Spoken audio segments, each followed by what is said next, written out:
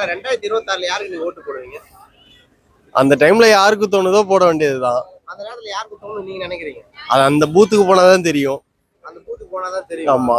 ஏன் இப்ப ஏன்னா ஆல்ரெடி இருக்கிறவங்களுக்கும் போடலாம், இல்ல புதுசா வரவங்க ஏன்னா சேஞ்சஸ் நடக்கும் புதுசா போடலாம் அப்படின்னு சொல்லிட்டு புதுசாவும் போடலாம். மாற்றம்ன்றது எல்லாரும் எதிர்பார்க்கறாங்க. கண்டிப்பா. சீமான் கிட்ட எதிர்பார்க்கறாங்க, அண்ணாமலை கிட்ட எதிர்பார்க்கறாங்க, விஜய் கிட்ட எதிர்பார்க்கறாங்க. இல்ல எப்படி சொல்றது, விஜய் வந்தா நல்லா இருக்கும் அப்படின்னு சொல்லிட்டு நினைக்கிறாங்க. விஜய் வந்தா நல்லா இருக்கும் அப்படின்னு நினைக்கிறாங்க. நிறைய கேள்வி கேக்குறாங்கக்கா. ஒரு கூத்தாடிக்கு என்ன தெரியும்? சினிமாவோட நடிக்கிறதோட ரைட் அவருக்கு. இது வரைக்கும் எந்த ஒரு இதுவுமே பண்ணதில்ல, நல்லது பண்ணதில்ல. அரசியல் வந்து என்ன தெரியும் அவருக்கு கேக்குறாங்க. இல்ல அதுதான் இப்போ எப்படி சொல்றது, இப்போ அவங்களுக்கு அரசியல் இது இல்லைன்றது ஓகே தான். பட் இன்கேஸ் அவங்க நல்லா பண்ணாங்க அப்படின்னா பெட்டரா இருக்கும்ல. பட் கூத்தாடிங்களாம் வந்து அரசியல் என்ன பண்ண போறான்னு கேக்குறாங்க இல்லையா, அதை பத்தி இல்ல இப்போ எம்ஜிஆர், கலைஞர், ஜெயலலிதா இவங்க எல்லாருமே சினிமால இருந்து வந்தவங்க தானே. ஸோ அவங்களாம் ஏதோ சேஞ்சஸ் பண்ணலையா, ஸோ அதனால கண்டிப்பா ஏதாவது சேஞ்சஸ் நடக்கும். நடக்கும்.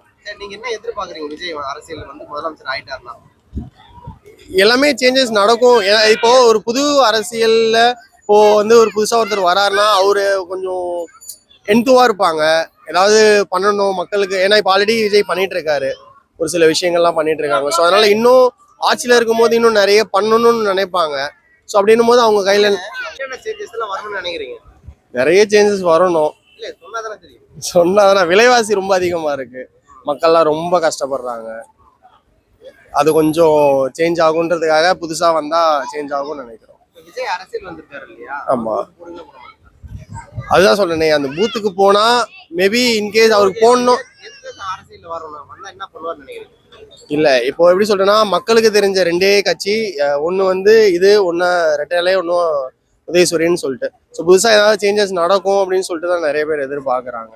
பட் என்ன நடக்கும்ன்றது அப்பதான் தெரியும். அது எதுவுமே நம்ம கையில கிடையாது. ஆக்சுவலா மெயினா வந்து மக்களுக்கு வந்து விலைவாசிகள் நிறைய விஷயத்துல விலைவாசிகள் இருக்கு. எல்லாருக்குமே இன்கம்ஸ்ன்றது வந்து கம்மியா இருக்கு, எக்ஸ்பென்சஸ் அதிகமாயிட்டு இருக்கு. ஸோ அதுல ஏதாவது சேஞ்சஸ் நடக்கும். வேலை வாய்ப்புகள் நிறைய மக்களுக்கு. ஸோ அந்த மாதிரி ஒரு சில விஷயங்கள் நிறைய சேஞ்ச் பண்ணணும் அப்படின்னு சொல்லிட்டு இல்ல பண்றாங்க.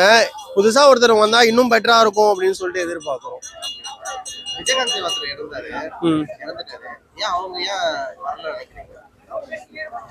மக்கள் கையில தான் இருக்காது. ஏன்னா ஓட்டுன்றது மக்களோட இது.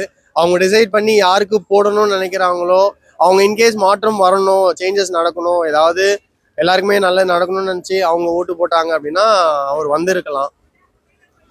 மக்கள் கையில தான் இருக்கு எல்லாமே.